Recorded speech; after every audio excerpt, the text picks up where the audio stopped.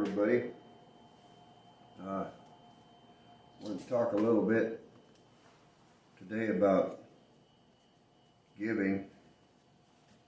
A lot of times the word is used, tithing. That's sort of an Old Testament term. I have some thoughts on it. I've heard a lot of other people hold forth on their ideas of what the Bible taught. So I've had some really great mentors in my life that really showed me how to give. My father was, of course, probably the greatest mentor a guy could wish for, in that he was a deacon in a pretty large church that had quite a few needs from time to time, widows and lawsuits and hospital bills, and it was sort of his job to make sure the money came in to take care of those people through the church. And he was really conservative in his thoughts on giving and living and being a good steward of what we have. We have a guy in our church that said this. He said we should make all we can so we can save all we can so we can give all we can. And that is really, I believe, in a nutshell, what the Bible teaches. My dad always said, give till it hurts. Well, so how much is that? That depends. You know that story that Jesus told about Jesus, where they were in the temple and they were watching people coming through and dumping money in the basket there, and this one lady, she threw in a couple of small coins, and Jesus said that lady gave more than all of those other folks because she gave everything. I'm not saying that Jesus was promoting that. Dad always said this. He said, try to outgive God sometime. And I have story after story, before I quote any scriptures even, of times when God kept his word. He did what he said he was going to do. You know, it says in Malachi, said, try me. I think God likes when we do that. He makes promises, and he likes when we test him. And that's what giving is. It's a test for us. It's a test of our faith. It's a test for our belief in whether God is able. When we give, oftentimes it's not from our abundance. We often give when we really can't afford it, we think. I don't believe we can afford not to. And it's proved there in Malachi 3. It says, try me. He says, you know what? You robbed me of your tithes and offerings, and you kept back from me what I should have gotten. And he said, I'll make holes in your pockets. We know how that feels. We blow a tire, we have an engine go out of a pickup, cow dies. It ain't fun when God does that to us.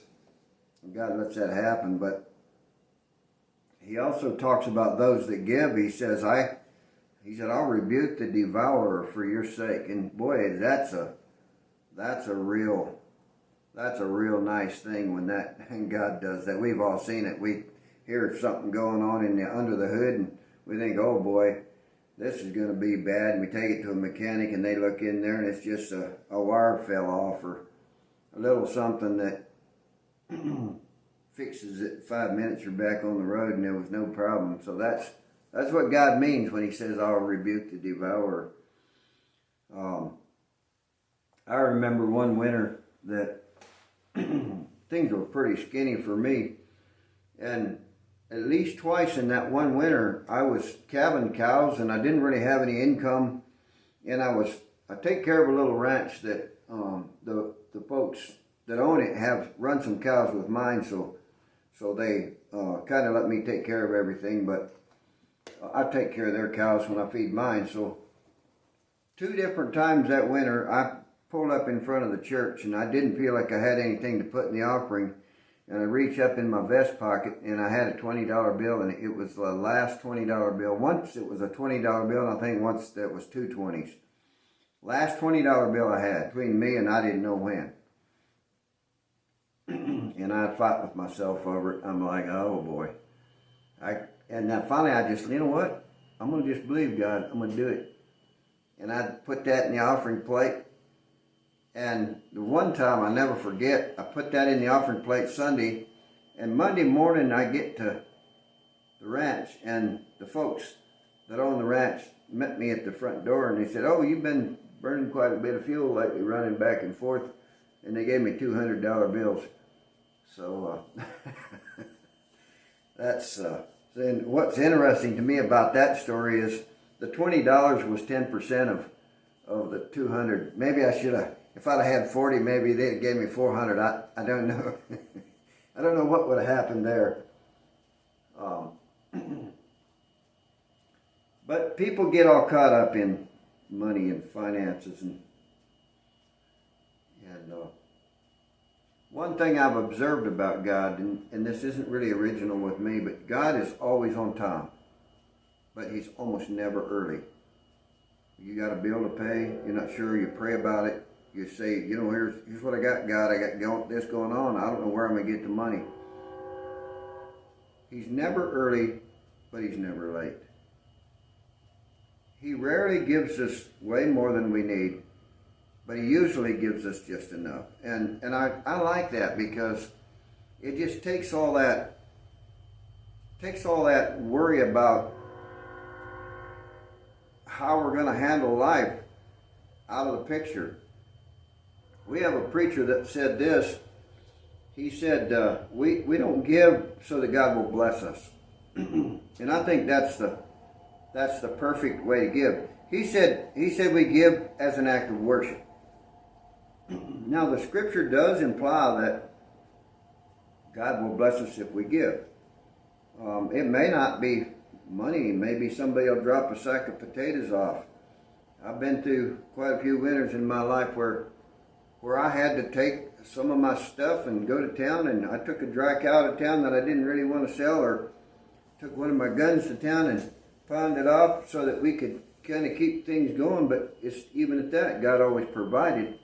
He's always provided. And so then we get into that whole realm of retirement and insurance and all of the systems that the world has put in place for us.